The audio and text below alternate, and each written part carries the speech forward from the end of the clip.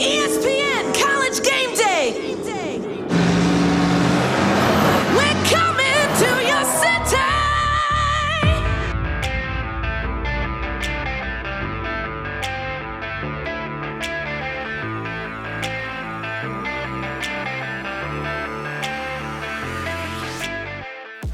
You know what?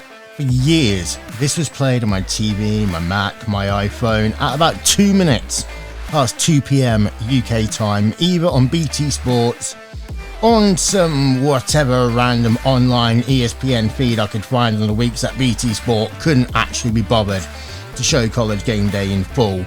Most notably, of course, the time that, College Game Day went to the most College Game Day of all game day places in the history of the universe in Pullman, Washington, and BT Sports decided to show a repeat of something instead. Never mind. I was actually supposed to record this episode a few weeks ago, but my health's been all over the place, and even though I can walk, I can talk, I've got to do a lot of things slowly, I've been on a bit of bed rest, so here we are 3 weeks later after I wrote this, and we're talking about the intro to ESPN College Game Day. Now, the track to College Game Day is actually a cover version of Coming to Your City by an American country music band, of course, why not, called Big and Rich, which was released in November 2005. In terms of the album, the single was actually released a couple of months prior in September of 2005. It also then became the intro theme to not only ESPN College Game Day, but of all things in the universe, the Sean Hannity radio show. I mean, there are some things in America that I love, and there's also some things about America that I really, really would not like, and that would be turning on the radio and having to deal with a talking head yabbering on for 2-3 hours at a time with the occasional ad read, like the one I would have if this show actually had some sponsors. Now, there may be some who are listening to this thinking, how the hell does a British guy know so much about college football? And you know what? There are times I think that about myself as well.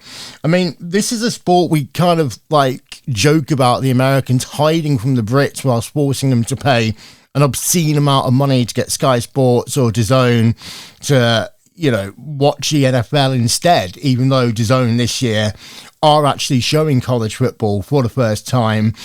The first couple of weeks were free. Apparently they're now charging us, even though I haven't been, but you know what? I'll take free college football any way I can find it.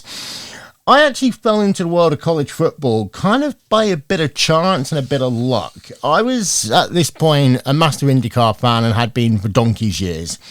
And I was also getting into NASCAR as well as the NFL.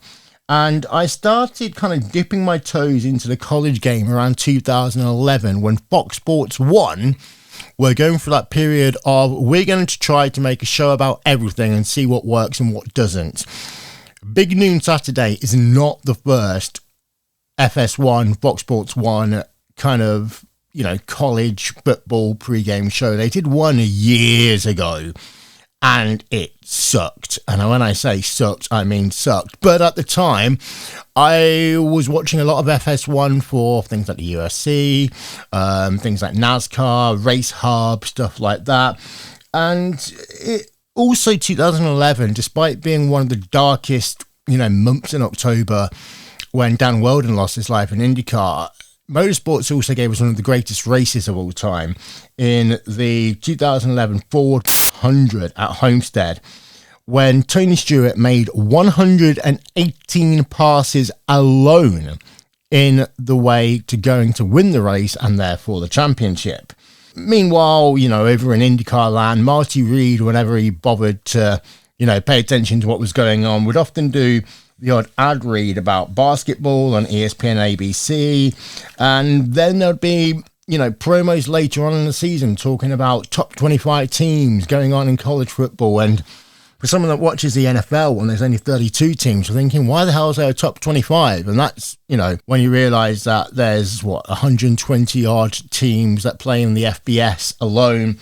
Then you add in the FCS with everything that goes on, Division 2, Division 3. You can imagine why college football is so darn big. And then to add to that, my university, where I was first a student and then ended up working for, we developed a partnership with Auburn University, and this is around 2013. And anyone who's an Auburn fan will kind of remember two games that happened in that period, for positive reasons anyway. They lost the BCS championship to Florida State. Sorry, Jameis Winston was the quarterback, and he's not been involved in any controversy at all since, really. But there was the game against Georgia, and then there was a game against Alabama, which made me a lifelong college football fan instantaneously. And even though I'm not really a massive SEC fan, I'm more of a Big Ten fan style of football, it was Auburn with those two games that really made me a fan of the college game. And when they say any given Saturday, it really is any given Saturday.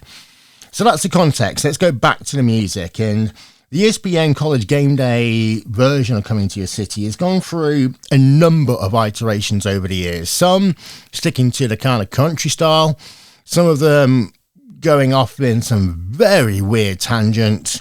But the one that I love the most is the one that you heard the very intro to at the top of this episode. And some of this actually has to do with the lyrics having to fit the college football landscape. There's no point talking and just playing Coming to Your City in its original format. It would make no sense in terms of college football. But also you've got to remember that there are teams that slide in and teams that slide out of favour, shall we say, with the College Football Playoff Committee, or back then the BCS days. And you kind of got to update the lyrics to kind of match that over the years. Really good example of that would be the inclusion of Auburn at one point when, you know, they ended up having a couple of good seasons.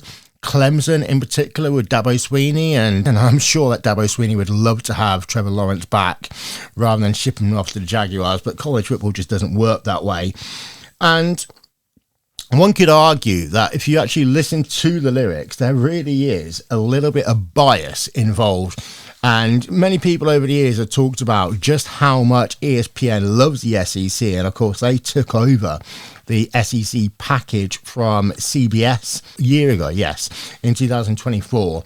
And in terms of the teams that I mentioned in Coming to Your City today, in terms of the mega conference that is the SEC, the only teams that aren't currently mentioned are Arkansas, Missouri, Kentucky, Ole Miss, Vanderbilt, Mississippi State, and South Carolina. And I have this weird feeling that Vanderbilt's going to somehow make its way in the next year or so. The fact that not only did they defeat Alabama last year, they're a top 25 team again this year. This is Vanderbilt football, for Christ's sake. What the hell happens in college football? Well, there is your absolute answer. And in terms of the versions that have taken place, the first in 2006, which really did have that Heartland SEC Southern feel to it.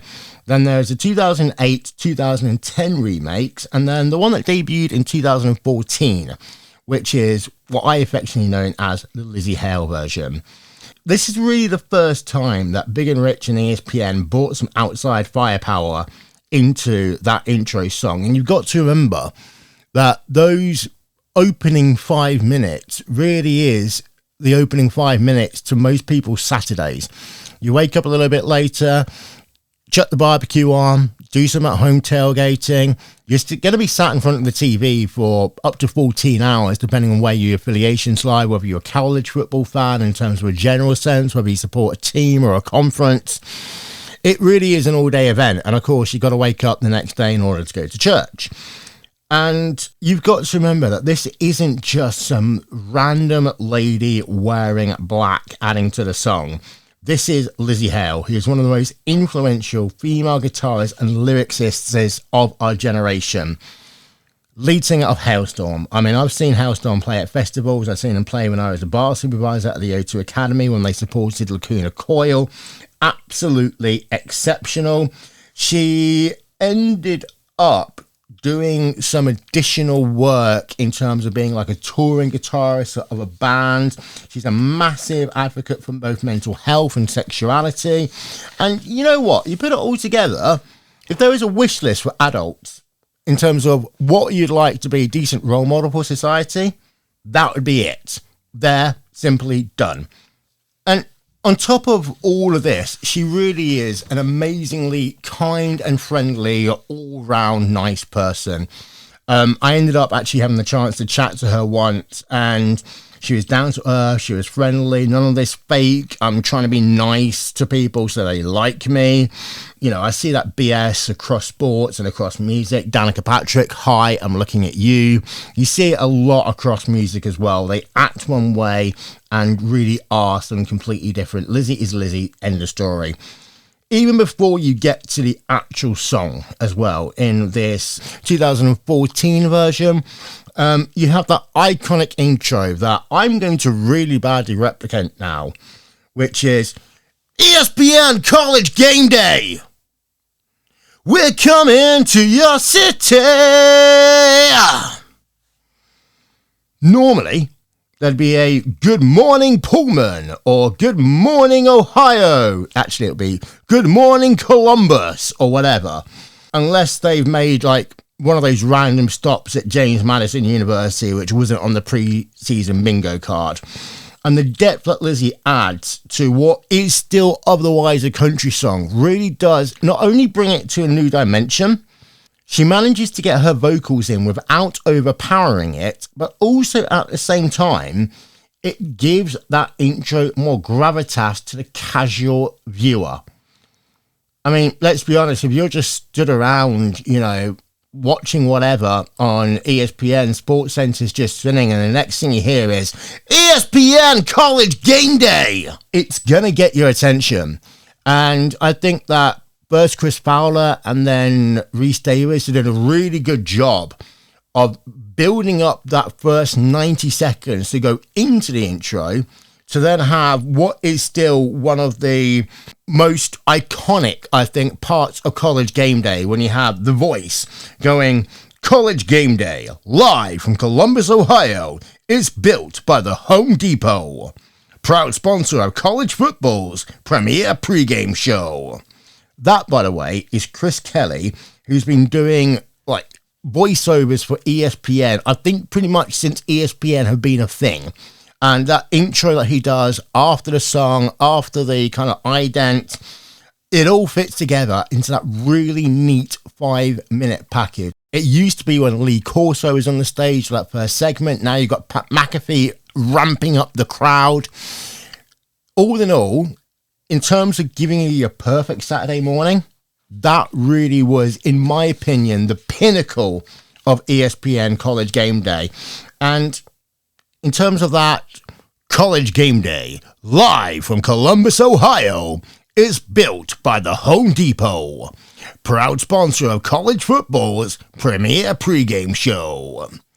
If I had the chance to actually do one thing for the rest of my life, that pretty much would be right at the very top, in the top 5% of the things that I would love to do for the rest of my life.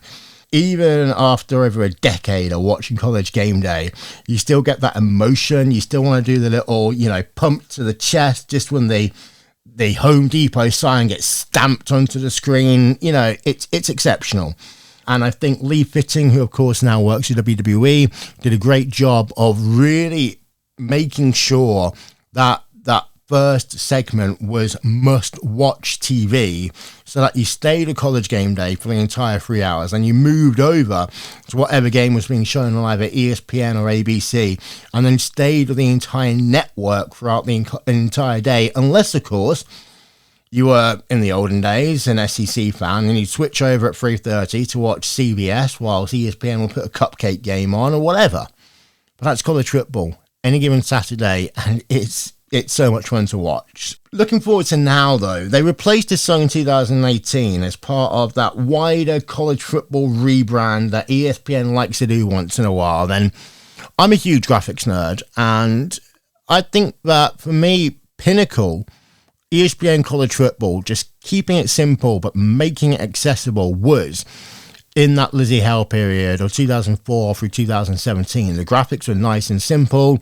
It wasn't too flashy. It really did make college football feel like college football. And it was the last time that ESPN really ever did that kind of like everything unified under one brand perspective, which also went through college basketball, went across to a lot of other sports. IndyCar was one at the time. Monday Night Football would always have their own stuff because it's Monday Night Football, but everything else was kind of getting unified at that point. And then in 2018, they decided, nope, everything has its own brand again. And Lizzy was replaced by someone called ZZ Ward. And it made me question if someone got the ZZ search wrong in artists coming to your city. You know what I mean. Google it on your own terms. That version is bearable, but the latest version just sucks. It really does suck. And I was thinking that with, the second year, the 14-team playoff, and a completely redone graphics package, and even new ident music used by ESPN would get a new version this year. But for me, it'd always be Lizzy, Hale, Cowboy Troy, Travis McCoy. They were the best iteration. Yes, it wasn't second times better. Technically, it was fourth times better of that certain song.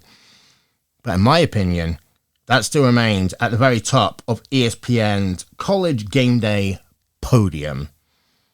And P.S. Lee Corso, thank you so much for making Saturdays just that little bit more special. And I really hope you're enjoying your retirement because you really, really do deserve it.